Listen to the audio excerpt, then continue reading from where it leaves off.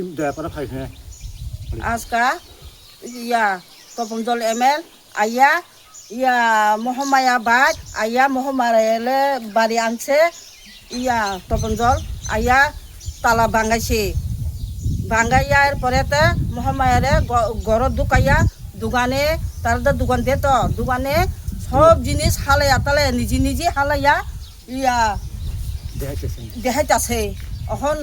পর্যন্ত এখন পুলিশও আছে প্রমাণ আমরা সবাই আছে তপনজল আইয়া তালা ভাঙাইয়া দিয়ে গেছে এটা ভালো আসলে তালা লাগানো আসছিল এটাও ঠিক আছে